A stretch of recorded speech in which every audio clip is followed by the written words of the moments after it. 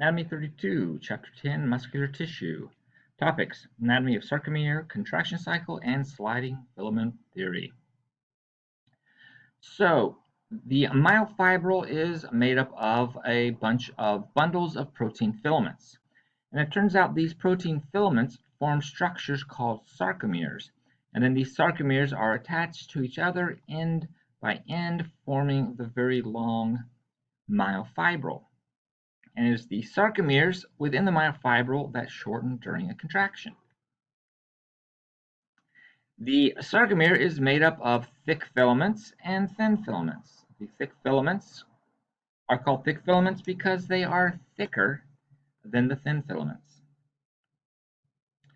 If you look closely at the sarcomere, you see that it has at either end of the sarcomere a protein structure called a Z disc, and in the middle it has a protein structure called the M line.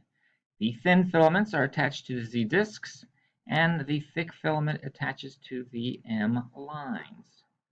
And then the Z discs attach to neighboring sarcomeres. So you can get that chain of sarcomeres. Anatomists love to name things, so different regions of the sarcomere have been given names. The A band is the length of the thick filament. The H zone is the region of the sarcomere where only thick filament is present, and the I band is the region of the sarcomere where only thin filament is present. So here's just another view. Again, you have the I band where only thin filament is present, the H zone where only thick filament is present, and then the A band, which runs the full length of the thick filament. Here's a view using electron microscope, and you see that the I band is lighter in color than the A band, and this is actually the source of striations in the skeletal muscle fibers. So the light area where the I bands are and the dark area where the A bands are. Pretty amazing that we can see with a light microscope structures formed by proteins. So the thick filament is composed of thousands of one kind of protein of myosin. So thousands and thousands of myosins make a thick filament, and myosins are contractile proteins because they bind to actin of the thin filaments and then move the thin filament toward the M line. So they're involved in the contraction process. The thin filaments, surprisingly, are made up of 3 different kinds of proteins. We have the actin proteins that are in yellow. They are a contractile protein and they have binding sites for myosin. So they have myosin binding sites so that myosin can bind to actin.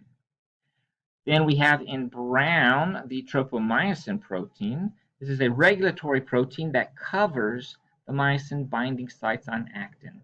So at rest, tropomyosin prevents myosin from binding actin. And then in blue, we have the protein troponin. Troponin is another regulatory protein.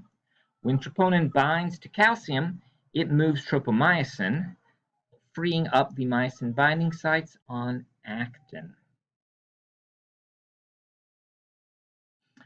So the way this works is we have the sarcoplasmic reticulum releasing lots and lots of calcium ions.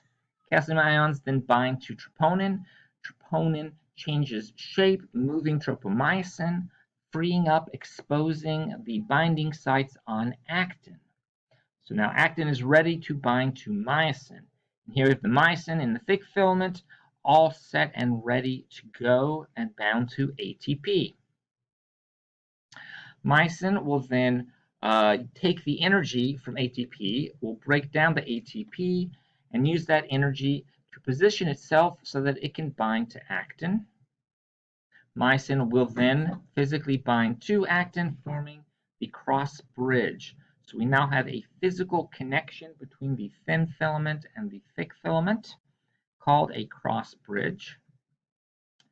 Myosin will then pivot, pulling the thin filament toward the M line. So pulling the thin filament toward the M line shortening the sarcomere, and this is called the power stroke. And then myosin will bind to ATP, releasing actin.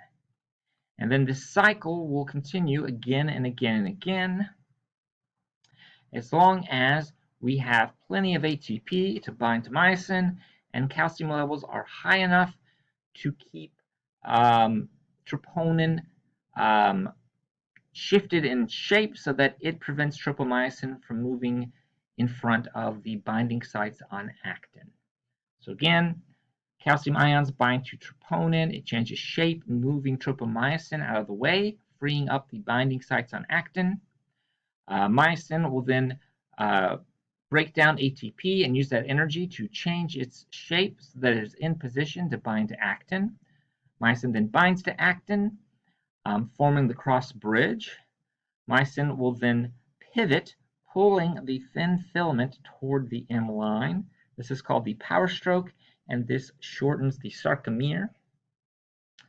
And then myosin will bind to ATP, allowing it to release actin, and the cycle continues on and on. So here is the sarcomere again with the H zone, the I band, and the H zone, that is where you only have thick filament, the A band where you have the full length of the thick filament, and I band where you only have thin filament. So I band only thin filament, H zone only thick filament, A band the full length of the thick filament. And it turns out that as a contraction occurs, the H zone and the I bands change in length. So here we have a relaxed sarcomere in a relaxed muscle. You see a nice H zone and a nice big I band. Then as the muscle contracts, the myosins are pulling the thin filaments toward the end lines. This is shortening the sarcomere. In the process, it's also shortening the H zones and the I bands. So as the sarcomere gets shorter, the H zones and the I bands get shorter as the thin filaments slide across the thick filaments toward the M line. And when you have a fully contracted muscle, you have a sarcomere that is as short as it can get, which is approximately the size of the A band or the thick filament. Thin filaments have slid as far as they can. There is no I band and there is no H zone. So in a fully contracted muscle, the sarcomeres will be as short as they can get, and there will be no I bands and no H zones. So, as I mentioned before, the shortening of the sarcomeres leads to the shortening of the myofibrils, and when the myofibrils shorten, that leads to the shortening of the muscle fibers. So it's this whole protein process in the contractile cycle that leads to what we call a contracting muscle. Eventually, the contraction has to end.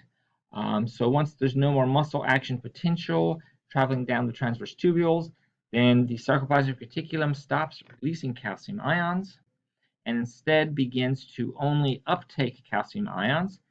This causes the calcium levels to lower in the sarcoplasm. And once those calcium levels get low enough, troponin returns to its original shape, tropomyosin covers the binding sites, and we get no more contraction. Rigor mortis is related to this whole process. When someone first dies, there is no stiffness to their muscles. But then, as time passes, their muscles will begin to develop stiffness. And this is because the sarcoplasmic reticulum is leaky. And so, over time, it will lose enough calcium ions to lead to the contraction of muscle fibers. And when enough time has passed, all of the muscles in the cadaver, in the dead person, will be contracting, will be stiff. And there will be no way to resolve this because with no new ATP being produced, dead person, there's no way for ATP to be present to let myosin release actin. So you get stuck in this contraction. So basically, dead people experience a full body cramp. Eventually, rigor mortis goes away, and this is because structures within cells are beginning to degrade, and this includes the myofibrils and the sarcomeres. And so, as those break down, the muscle cells and muscle organs relax again. And that is it for this part of the lecture.